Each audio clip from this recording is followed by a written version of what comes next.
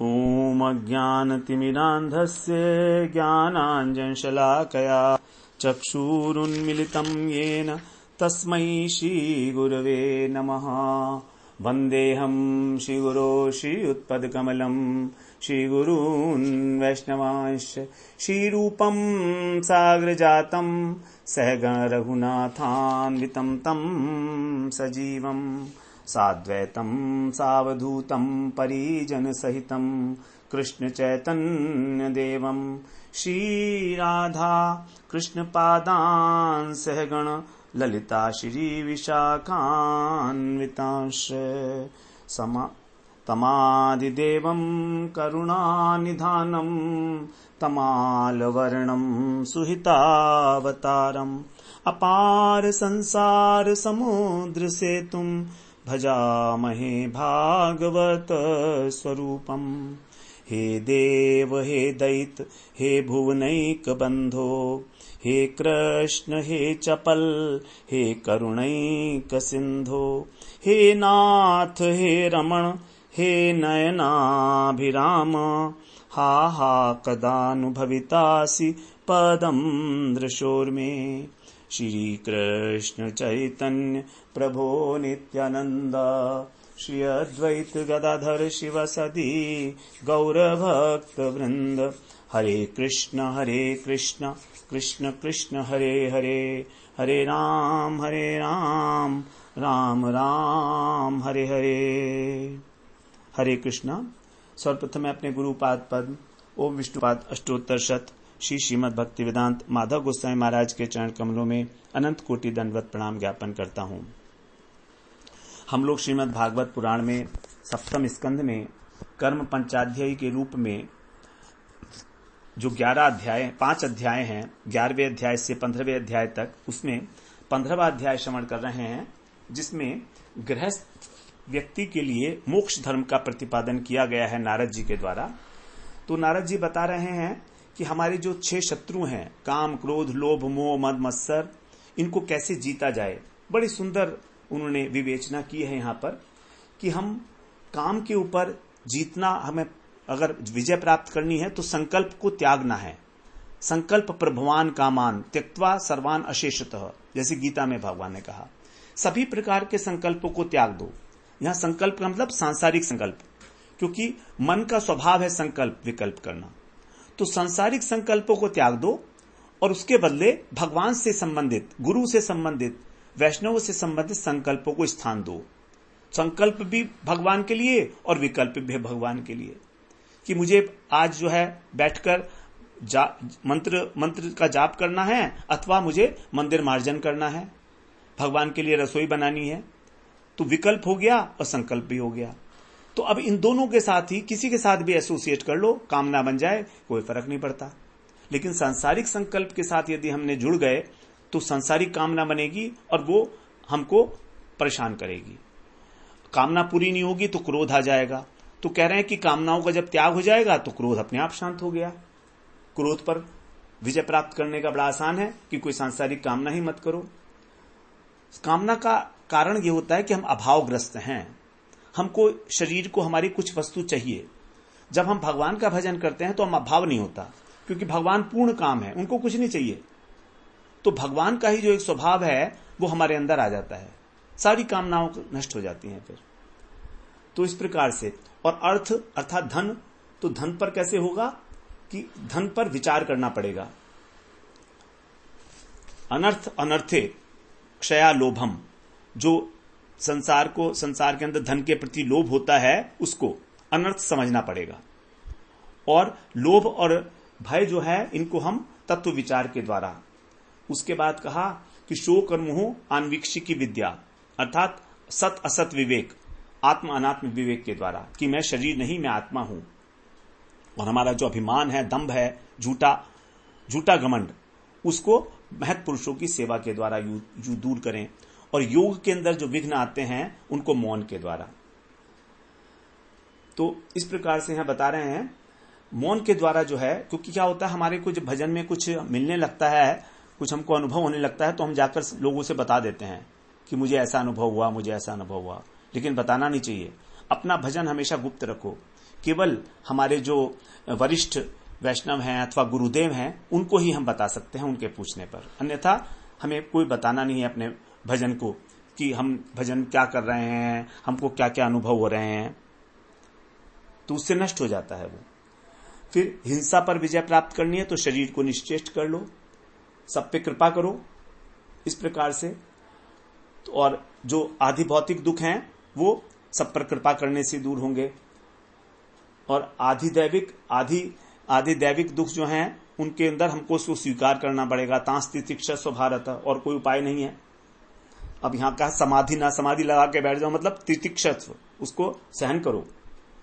तो सारे के सारे जितने भी ये विघ्न हैं सब गुरु भक्ति से शांत हो जाएंगे, क्योंकि गुरु हमारे हृदय के अंदर ज्ञान का दीपक जलाते हैं। यदि हमने उनके प्रति मर्त्य बुद्धि रखी तो हमारा पढ़ना लिखना, शास्त्रों का अध्ययन वैसे ही बेकार जैसे हाथी का स्नान, क्योंकि गुरुदेव साक्षात भगवान का ही स्वरूप है। भगवान ने कहा है आचार्यम माम विजानिया नौ मन्येत करहिचित, मेरा ही आचार्य मेरा ही स्वरूप है, उसको मेरा ही स्वरूप मानो। इस प्रकार से यहां पर बताया। अब आगे कह रहे हैं 30वें श्लोक में, यश्चित्त विजये यत्तः स्यान्नि संगो परिग्रह एको विविक्त शरणो भिक्षुर्भिक्षामिताशनः।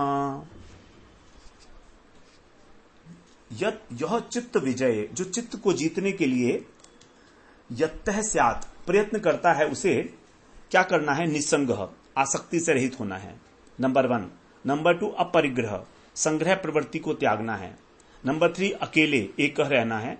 विविक्त शरण, एकांत में। भिक्षु, संन्यास लेकर और भिक्षा मांगकर। मित अशनः, थोड़ा खाना चाहिए, तभी हम अपने मन पर, अपने चित्त पे विजय प्राप्त कर लेते हैं। तो केवल शरीर निर्वाह के लिए जितना भी आवश्यक है उतना भोजन करते हुए, बहुत अधिक भोजन करना जो है वो हमारे अंदर राजसिक और तामसिक वृत्तियों को बढ़ाता है। इस प्रकार जो है व्यक्ति अनेक प्रकार की कामनाओं से अपने आप जो है वो छूट जाता है। तो इस प्रकार से यहां पर बताया गया कि सभी लोगों को इस प्रकार का जीवन व्यतीत करने का प्रयास करना चाहिए, चाहे वो गृहस्थ हो चाहे कैसा हो, उसको अपने चित्त तो जीतना ही चाहिए। अब यहां पर आगे हम अष्टांग योग के विषय में सुनेंगे। देशेषु चौ समे राजन् संस्थप्यासनमात्मनः स्थिरं समं सुखं तस्मिन् आसीतर्ज्वंग ओमिति। तस्मिन् आसीत रिज्वंग है, रिज्वंगोमिति। हे राजन, जो मन की संयम करना चाहता है उसको पवित्र आसन पर, शुचौ माने पवित्र आसन पे, देश माने स्थान पर, समतल स्थान पर, आत्मन है आसनम, अपना आसन स्थापित करके, संस्थाप्य, तस्मिन सुखम, सुखपूर्वक बैठकर, और स्थिरम समम, अपने शरीर को स्थिर रख के, समान बिल्कुल सीधा रीढ़ की हड्डी, ऋजु अंगम, शरीर को सीधा करके, रीढ़ की हड्डी सीधी करके, ओम इति आसीत, ओंकार का जाप करते हुए बैठे। 6वां अध्याय हम लोग श्रवण कराए गीता में, आत्म संयम योग, उसमें यही बताया है। आगे इसके हम विषय में ज्यादा चर्चा नहीं करेंगे, क्योंकि वहां 6वें अध्याय में हम बहुत विस्तृत रूप से इस क्रियाओं की चर्चा कराए हैं।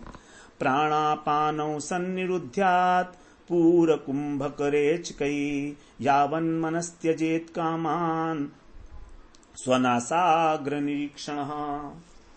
यावत मन कामान त्यजेत, जब तक मन संकल्प ना छोड़ दे, कामनाओं को करना ना छोड़ दे, तब तक स्वनासाग्रस, अपनी नाक के भ्रूभाग में आगे निरीक्षण माने देखता हुआ, और पूरक, कुंभक और रेचक, ये प्राणायाम की 3 जो है स्टेजेस हैं, उनके द्वारा प्राण और अपान वायु को सन्निरुध्यात, रोक दे। प्राण का मतलब जो ऊपर की तरफ चलती है, अपान का मतलब जो नाभि से नीचे की ओर चलती है। प्राण और अपान, इनको संयम करने के लिए भगवान ने वहां पर विस्तृत रूप से जानकारी दी है 6वें अध्याय में। यतो यतो निस्सरति मनः काम हतम भ्रमत ततस्ततोपाहृत्य हृदि रुध्याच्छनैर्बुधः।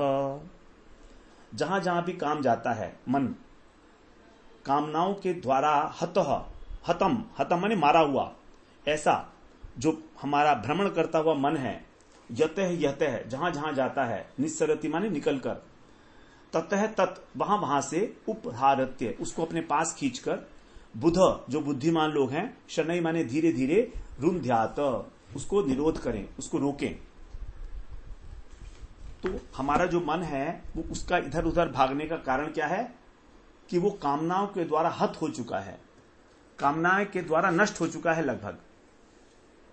उसके अंदर भरी हुई हैं कामनाएं ही कामनाएं, इसीलिए उसको कहा कामना हत। जो व्यक्ति केवल अपनी कामनाओं के लिए ही जी रहा है वो उसका मन लगातार भ्रमणशील रहता है, कभी इधर कभी उधर। तो कह रहे हैं इस प्रकार से अपने मन को एकाग्र करके प्राणायाम के द्वारा, और जैसे ही मन इधर उधर जाए तो उसको फिर दोबारा से वहीं वापस ले आए। इस प्रकार से उसको हृदय के अंदर बांध ले, मन को जाने ना दे कहीं। तो प्राणायाम एक बड़ा साधन, फिजियोलॉजिकल एक वो है, प्रोसेस है जिसके द्वारा मन को शांत किया जा सकता है। और ये सभी लोगों का अनुभव भी होगा ही कि जब हमारी श्वास बहुत धीमे चलती है तो हमारा मन भी शांत होने लगता है, विचार भी हमारे कम होने लगते हैं। तो ये सब श्वास से रिलेटेड हैं। हमारे मन का चंचलता, हमारे विचारों के अंदर जो विक्षिप्तता है वो सब हमारी श्वास से रिलेटेड है। इसका आपस में बहुत गहन संबंध है। तो जैसे जैसे हमारा श्वास गहरा और सूक्ष्म और लंबा होता चला जाएगा, हमारा मन बिल्कुल शांत होता चला जाएगा, बुद्धि में एकदम क्लैरिटी आती चली जाएगी। आगे अब कह रहे हैं एवमेभ्य सच्चित्तम कालेनाल्पियसायते अनिशम तस्य निर्वाणम यात्यनिंधन वहनिवत। वहनी कहते हैं अग्नि को। तो अब यहां पर कहा जा रहा है एवं यते, इस प्रकार यत्न करते हुए, जो प्रयत्नशील साधक है उसको कहता है यते। अनिशम मन निरंतर, अभ्यसतः अभ्यास करने पर, अल्पीयसा काले न थोड़े ही समय में, अनिंधन बिना ईंधन के, ईंधन और अनिंधन, अनिंधन माने बिना किसी ईंधन के, वहनिवत आग के समान, तस्य निर्वाणम याति उस चित्त का निर्वाण हो जाता है। अर्थात वो चित्त जो है रुक जाता है, निरोध हो जाता है उसका। जब ईंधन ही नहीं मिलेगा तो बेचारा क्या करेगा चित्त, और चित्त का ईंधन क्या है? कामनाएं, संकल्प। तो संकल्प नहीं उठेंगे तो कामनाएं नहीं बनेंगी, कामनाएं नहीं बनेंगी तो फिर मन की चंचलता खत्म। हमारा मन विचलित होता है कामनाओं के कारण कि मैं ये कर लूं, मैं वो कर लूं, तो उसको ईंधन देना बंद कर दो। अब ईंधन देना बंद करने का मतलब संकल्प उठना बंद हो गया। अब संकल्प उठना कैसे बंद होगा? तो प्राणायाम के द्वारा, बार बार अभ्यास करने पर, प्राणायाम के द्वारा बार बार मन को जो है एकाग्र करने पर, नासिका के ऊपर दृष्टि को एकाग्र करके मन जो है शांत हो जाता है। जब हमारा शरीर शांत होता है ना, हिलता डुलता नहीं, तो समझिए मन भी शांत हो रहा है। और एक बहुत बड़ी बात बताई गई है कि आंखों की जो पुतलियां हैं, यदि वो एक ही जगह पर स्थिर हैं तो हमारे विचार शांत होते चले जाते हैं। ये बड़ा आसान है, करके देख सकते हैं इमीडिएटली।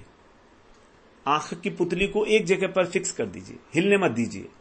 तो जब हमारी पुतली फिक्स हो गई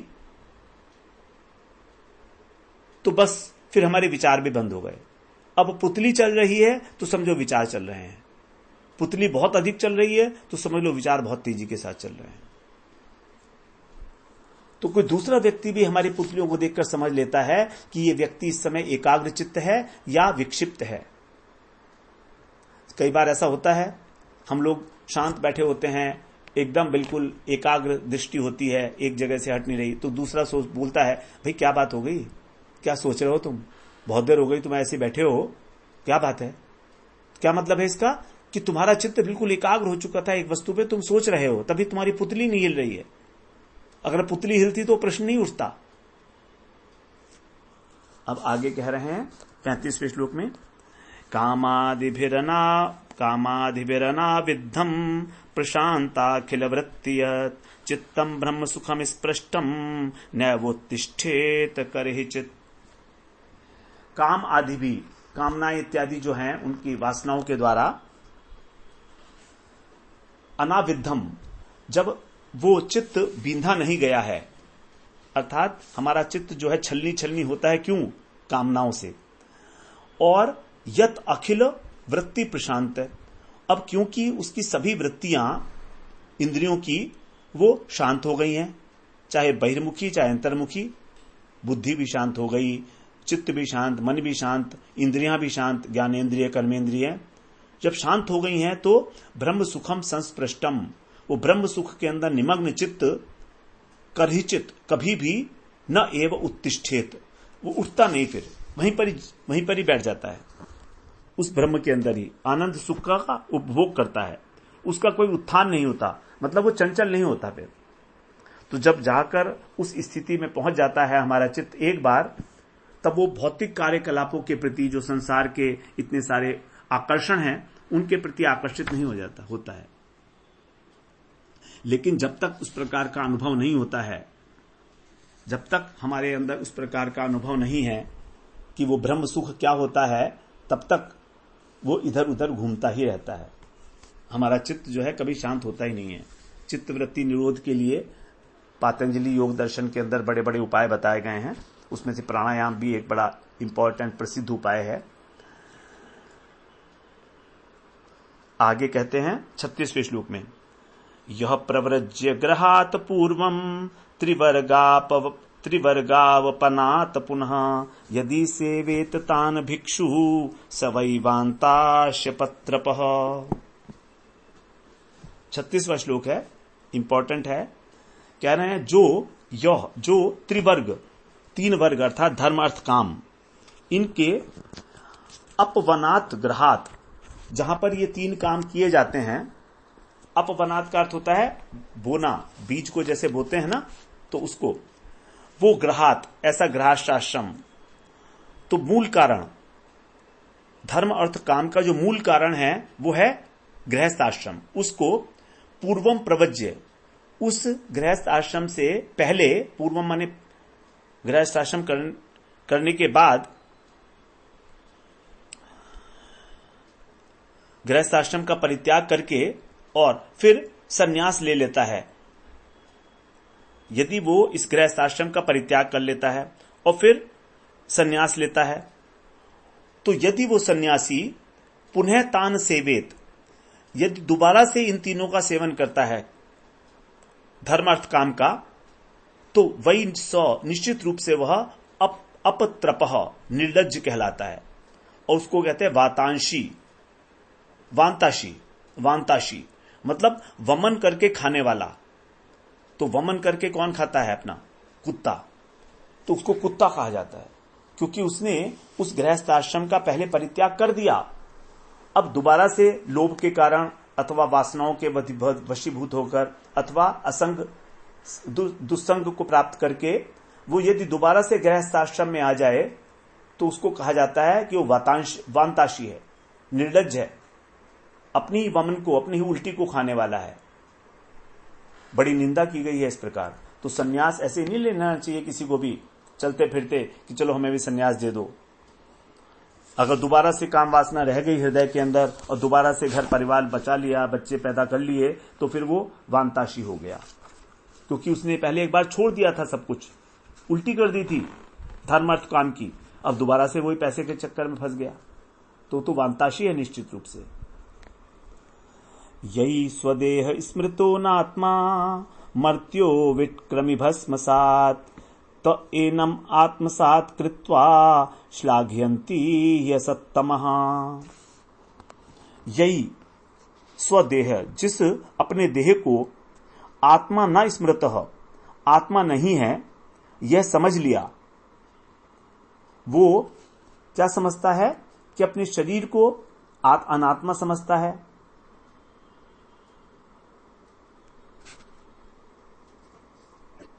तो उसी के विषय में बता रहे हैं, वांताशी के विषय में ही, कि जो अपनी देह को पहले समझता है कि ये नश्वर है, अनात्मा है, मर्त्य है, मरणधर्मा है, इसीलिए इसको विट क्रमी और भस्मसात, या तो कीड़े खाएंगे, या ये विष्ठा बन जाएगा, और या ये भस्म हो जाएगा, ऐसा पहले सोचता है वो।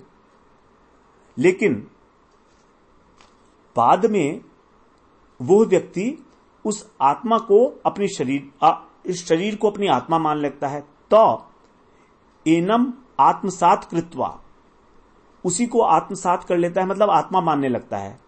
जिस शरीर को पहले वह सोचता था कि ये जड़ है, मरण धर्मा है, इसका अंत होगा तो ये विष्ठा बनेगा या कीड़े खा जाएंगे या भस्म बनेगा, उसी शरीर को अब आत्मा मानने लगा, अपना स्वरूप मानने लगा, आत्मसात कर लिया। श्लाघयन्ति ही असत्तमा, वो असत है, वो मूढ़ पुरुष है। और फिर इस प्रकार से इस शरीर की जो है प्रशंसा करने लगता है। तो ये बहुत बड़ा धूर्त है।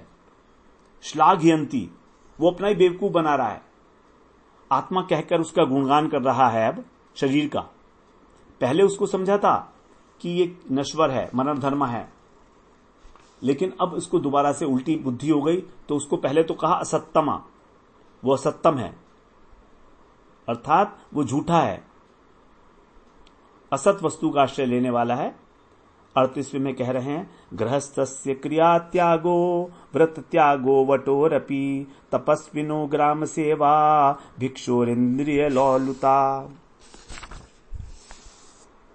गृहस्थ का, जो गृहस्थ व्यक्ति को क्रिया त्याग, नित्य और नैमित्तिक कर्म का जो त्याग है वो त्याग कर देना, और वटो, वट कहते हैं ब्रह्मचारी को, और ब्रह्मचारी का भी व्रत त्याग है, अपने व्रत का त्याग कर देना, ब्रह्मचर्य व्रत का। और जो तपस्वी है, वानप्रस्थी को तपस्वी भी कहा जाता है क्योंकि उसका जीवन बड़ा तपोमय होता है, तो उस तपस्वी का जो जीवन है वो ग्राम सेवा, वो भी अब आके बस्ती में रहने लगता है। और भिक्षु इंद्रिय लौलुता, और जो भिक्षु हो चुका है, सन्यासी है, वो इंद्रियों के अंदर आसक्त हो गया। तो यदि गृहस्थ अपने नित्य नैमित्तिक कर्म को छोड़ दे, ब्रह्मचारी ब्रह्मचर्य व्रत को छोड़ दे, वानप्रस्थी शहर के अंदर आकर रहने लगे, और जो सन्यासी है वो इंद्रिय लौलुप हो जाए, इंद्रिय लौलुप हो जाते हैं ऐसे। तो ये सब क्या है? 39 श्लोक में कह रहे हैं, आश्रमापसदा ये ते खलु आश्रम विडंब कहा किमच्छन कस्य वा हेतुर्देहम पुष्णाति लंपटः। ये सभी व्यक्ति क्या हैं? एते, एते माने ये, आश्रमा अपसदा, इन 4 आश्रमों के प्रति कलंक है। अपसद माने उनके ऊपर कलंक है। 4 आश्रम जो बताए गए हैं, ब्रह्मचर्य, गृहस्थ, वानप्रस्थ और सन्यास, तो इस प्रकार ये चारों जो हैं कलंक हैं अपने आश्रम के ऊपर। और खलु आश्रम विडंब का, और आश्रम की विडंबना करने वाले हैं, व्यर्थ में ढोंग करते हैं कि हम आश्रमी हैं। विडंबना मात्र है कि हम गृहस्थ आश्रम में रह रहे हैं, हम ब्रह्मचारी बन गए, हम सन्यासी बन गए। कपड़े धारण करने से कोई सन्यासी नहीं बनता है। कपड़े धारण करने से जो सन्यास लिया जाता है केवल, और आचरण नहीं होता, उसको अविद्वत सन्यास बोलते हैं। अविद्वत और विद्वत, तो ये सारे के सारे कलंक हैं और व्यर्थ ही आश्रमों में रहने का ढोंग करते हैं। देव माया विमूढ़ांतान, भगवान की जो देव माया है उससे अत्यंत मोहग्रस्त हैं। इसीलिए तान अनुकंपया, उनके ऊपर कृपा करके उपेक्षित, उनकी उपेक्षा कर देनी चाहिए। कि माया भगवान की माया से विमोहित हो गए हैं, तो इसलिए तरस खाकर उनको उपेक्ष ले, उनकी उपेक्षा, उपेक्षित, उनकी उपेक्षा कर देनी चाहिए। आत्मानं चेद विजानीयात् परम ज्ञान धुताशय। हाँ, आत्मानं चेन विजातीय, 40वां श्लोक। हम लोग अभी 40वां श्लोक पढ़ तो लिए थे, लेकिन व्याख्या हमने 39 की कर ली। यहां पर कह रहे हैं कि जो ज्ञान धुतः, धुतः का मतलब होता है धुलना, तो जो ज्ञान के द्वारा जिनकी धुलाई हो गई है हृदय की, अर्थात आत्मा, इनकी जो कामनाएं हैं वो नष्ट हो गई हैं, अंतःकरण स्वच्छ हो गया है, ऐसे ज्ञान धुतः।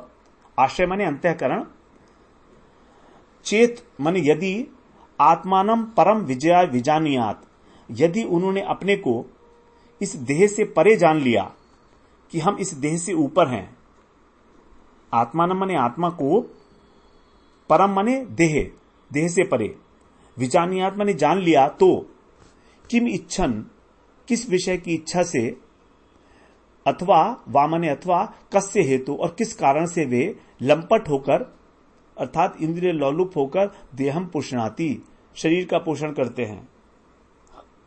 नहीं करेगा ही नहीं वो, फिर उसको कोई इच्छा ही नहीं होगी। तो इसका कहने का मतलब यही है कि जो आत्मज्ञान को प्राप्त हो गया है उसे किसी प्रकार की कोई विषयों की इच्छा नहीं रहती, और वो फिर इंद्रिय लोलुप होकर शरीर का पोषण भी नहीं करता।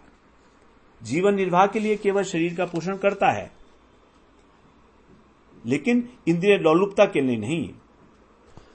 तो आत्मानम चेद विजानियात, अर्थात सबसे बड़ी बात बस यही है कि हमें अपनी आत्मा को इस शरीर से पृथक वस्तु जानना है।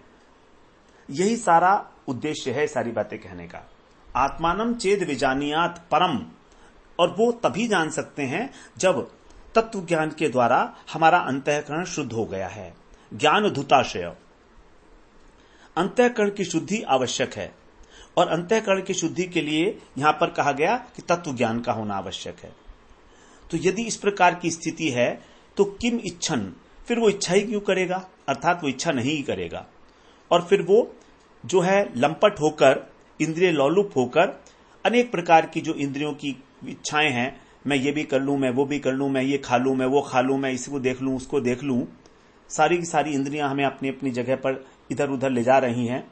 जैसे पहले बताया कि एक व्यक्ति की यदि बहुत सारी पत्नियां हैं तो उसका क्या हालत होगा। सब लोग उसकी जो है सारी पत्नियां उसकी टांगे खींच रही हैं कि तू इधर चल, तू इधर चल।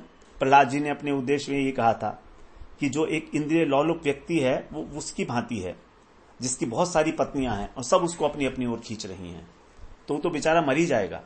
वही हालत है हमारी, यही हमारे क्लेश का कारण है। तो इंद्रिय लोलुप होकर वो शरीर का पोषण क्यों करेगा, भोग की तृप्ति के लिए, अगर वो जान गया है। अगर नहीं जाना है तो करेगा ही करेगा। अब आगे कहते हैं, ये बड़ा इंपॉर्टेंट श्लोक है 41, बड़ा इसमें रूपक अलंकार है। आहु शरीरम रथमेन्द्रियाणि हयान भीषून मनः इंद्रियेशम वर्तमानि मात्राधिषणाम च सूतम सत्वम बृहत् बंधुरमीश सृष्टम। उपनिषदों में कहा गया है आहु, आहु माने कहा गया है ऐसा। कैसा, क्या कहा गया है? शरीरम रथम, ये शरीर हमारा रथ है। इंद्रियाणी, इंद्रियां जो हैं ये हयान, घोड़े हैं। इंद्रिय ईशम, इन इंद्रियों को जो स्वामी है, घोड़ों का स्वामी वो है कौन? मन। अभिशून, ये इंद्रियों घोड़ों को कौन कंट्रोल करता है? लगाम, और लगाम क्या है? ये मन। तो मन हमारा अभिशून लगाम है। और मात्रा वर्तमानी, और जो तन्मात्राएं हैं, शब्द स्पर्श रूप रस गंध, जो जंगल है विषयों का जिसमें एक घोड़ा जो है चरता है, घास है जो लगी हुई, वो क्या है? वही रूप रस इत्यादि तन्मात्राएं हैं। और धीषणाम सूतम, धीषणा का मतलब बुद्धि, सूत माने सारथी। तो इस रथ की जो सारथी है वो बुद्धि है जिसके हाथ में लगाम रहती है। ईश सृष्टम, और ईश्वर के द्वारा जो निर्मित ये अमी सत्वम, अमी माने ये इशारा कर रहे हैं, सत्वम का मतलब अंतःकरण। ये जो अंतःकरण है इत्यादि वृहत बंधुरम, ये बांधने वाली बड़ी बड़ी रस्सियां हैं, विशाल रस्सियां हैं। तो चित्त जो है, अंतःकरण जो है वो भगवान के द्वारा बनाया गया, हमारे को माया के द्वारा जो दिया गया है, ये बांधने की विशाल रस्सी है। इसी के द्वारा हम बंधे हैं, अंतःकरण के द्वारा, मन के द्वारा। क्योंकि कहा गया मन एव मनुष्याणाम, मन एव मनुष्याणाम बंधनम कर्म मोक्ष च, केवल मन ही हमारे बंधन और मोक्ष का कारण है। तो ये बड़ी सुंदर एक रूपक है। और कठोपनिषद में भी बिल्कुल इस प्रकार से कहा गया है, आत्मानं रथनम विद्धि शरीरम रथमेव च बुद्धिम तुतास्तु सारथिम विद्धि मनः प्रग्रहमेव च इंद्रियाणि हयानाहुर विषयांस्तेषु गोचराम सोध्वनः पारमाप्नोति तद विष्णु परमं पदम। ये आत्मा जो है शरीर का स्वामी है, रथी है, शरीर रूपी रथ का। बुद्धि सारथी है, मन जो है ये लगाम है, अर्थात ये संकल्प है कि हमें उस लक्ष्य तक पहुंचना है। इंद्रियां घोड़े हैं, इंद्रियों के जो विषय हैं वे सब के सब गोचरान, जिसके अंदर इंद्रियां विचरण करती हैं। ये क्योंकि इंद्रियां कहाँ विचरण करती हैं? शब्द, स्पर्श, रूप, रसगंध में जो विषय भोग हैं संसार के अंदर, उनके अंदर विचरण करती हैं। तो इस प्रकार जो जीव है वो अपने गंतव्य तक पहुंच सकता है। परम आपनोति तद विष्णु परम पदम, जो जीवन के परम पद हैं, लेकिन ये तभी होगा जब हमारा इस प्रकार का संकल्प होगा। तो यहां पर कहा गया था मन प्रग्रहमेव च, प्रग्रहम का मतलब है संकल्प। ये लगाम जो है, मन रूपी लगाम, यही सारा का सारा दारोमदार इसके ऊपर है, हमें कहां ले जाएगी। यदि ये लगाम ढीली है तो गए काम से गड्ढे में, यदि ये लगाम ताकतवर है तो भगवान के धाम पर ले जाएगी। तो इस शरीर का जो उपयोग है दो प्रकार से किया जा सकता है मन के द्वारा। एक तो या तो हम भगवान के धाम में चले जाएं, वहां पर भगवान की सेवा में संलग्न हो जाएं, और अथवा इस संसार के अंदर ही आसक्त होकर घूमते रह जाएं। क्योंकि जो भगवान के पास तक जाने का रास्ता बताया गया है वो बताया गया है महत सेवाम द्वारम आहु मुमुक्ते, अर्थात महापुरुषों की सेवा करना, किसी को गुरु के रूप में स्वीकार करना। जो सदगुरु हैं, जो महत पुरुष हैं, उनको सदगुरु के रूप में स्वीकार करना। और दूसरा रास्ता है तमोगुण का, तमोद्वारम योषिताम संगी संगम। यदि हमको नरक में जाना है, यदि पतन के मार्ग में जाना है, तो योषिताम संगी संगम, जो स्त्रियों के प्रति आसक्त पुरुष हैं उनकी संगति करो। स्त्रियों की नहीं कहा यहां पर, योषिताम संगी संगम, जो स्त्रियों की आसक्ति रखते हैं जिनके मन में, उनका संग यदि करोगे तो तमोद्वार है। तो इस प्रकार से तो ये जो हमारा शरीर है रथ के समान है, इसे कहीं भी ले जाया जा सकते हैं। यदि हमने इसे कुशलता से चलाया तो भगवान की ओर, और मनमाने ढंग से चलेगा तो खड्डे में जाएगा।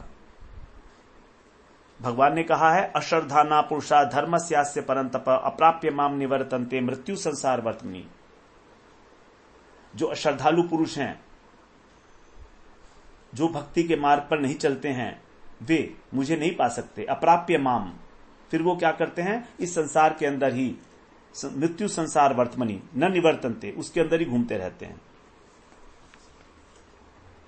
अब आगे 42वें श्लोक में कह रहे हैं अक्षम दश प्राणम अधर्म धर्मौ चक्रे विमानम रथिनम च जीवम धनुर्हि तस्य प्रणवम पठन्ति शरम तु जीवम परमेव लक्ष्यम। ये दो श्लोक हैं 41 और 42, बड़ी इंपॉर्टेंट है भगवत प्राप्ति के लिए। एक उदाहरण के रूप में उरूपक अलंकार, 10 प्राणम अक्षम, हमारे जो 10 प्राण हैं वो क्या है? धुरी है, जिसके ऊपर ये रथ घूमता है, धुरी, एक्सेल। अधर्म धर्म, और धर्म और अधर्म इसके पहिए हैं, चक्र माने पहिए हैं। और अभिमानम जीवम रथिनम, और हमारा जो ये अभिमानी जीव है, देहाभिमानी जीव, ये रथी है। हमारा जो देहाभिमान है, ही तस्य धनु, क्योंकि इसका जो धनुष है वो क्या है? प्रणवम पठंती, प्रणव, इस रथी के पास एक धनुष भी है, और वो धनुष है प्रणव, ओम। और जीव तु शरम, और जीव जो है बाण है, और परम एव लक्ष्यम, और परमात्मा ही लक्ष्य है। इसके पास एक धनुष भी है, एक बाण भी है, और लक्ष्य भी है।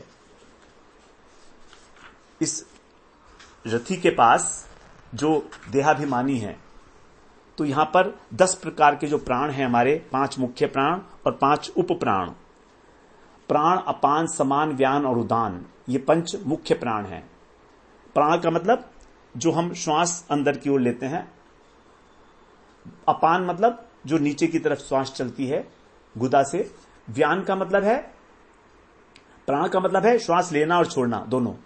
समान का मतलब है जो हमारे शरीर के अंदर जितना भी अन्न वगैरह है उसका समीकरण करती है। व्यान का मतलब वायु, जो पूरे रक्त को जो है घुमाती है, सर्कुलेशन।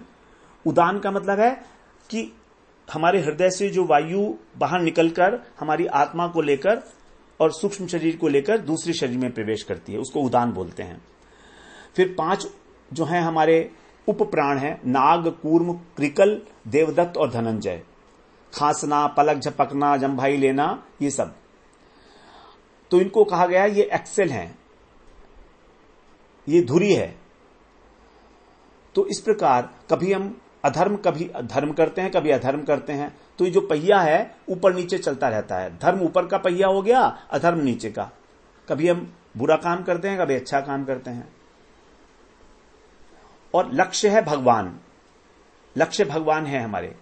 और हमारे पास जो हमारा धनुष है वो है प्रणव, हरे कृष्ण मंत्र। प्रणव का मतलब है भगवान का नाम। तो इस भगवान का नाम रूपी धनुष से हम लोग भगवान तक पहुंच सकते हैं। तो यहां पर धनुष और बाण 2 शब्द आए हैं। तो कोई कह सकता है कि इसका मतलब भगवान और जीव दोनों परस्पर शत्रु हो गए, क्योंकि धनुष से लक्ष्य को भेदा जाता है। तो लक्ष्य और जो बाण है वो तो अपोजिट है ना, वो भेद देता है। तो ऐसा नहीं है। लेकिन यहां पर ये विश्वनाथ चक्रवर्ती ठाकुर ने बताया है कि उदाहरण के लिए भगवान ने जब भीष्म से युद्ध किया था तो भीष्म पितामह ने भगवान के शरीर पर जो है तीर मारे थे। तो तीर मारे थे तो भी जो है इसको ये नहीं कह सकते थे हम कि ये विरोधी भाव है, विरोध था भीष्म पितामह का। उसी प्रकार से बद्ध जीव जो है भगवान पर तीर चलाकर और उन पर पहुंचना चाहता है, उन तक तीर के माध्यम से। तो ये एक भीष्म पितामह की सेवा थी युद्ध के अंदर भगवान के लिए।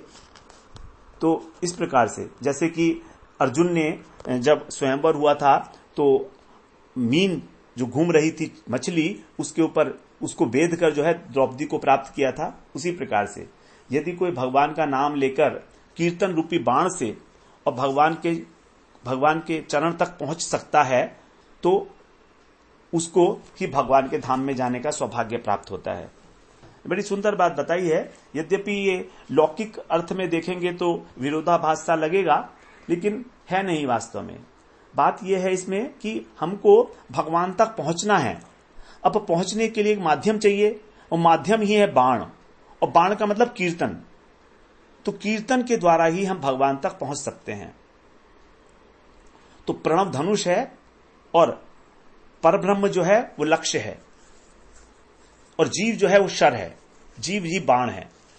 शर, जीव को कहा गया बाण। शरम तु जीवम, तो बाण के रूप में, हाँ हम पहले गलत बोल गए। जो बाण है वो कीर्तन नहीं है, जो भगवान का नाम है वो है धनुष। तो उस धनुष के माध्यम से जो बाण रूपी जीव है वो भगवान के चरणों में पहुंच जाता है। इस प्रकार से यहां पर बताया गया।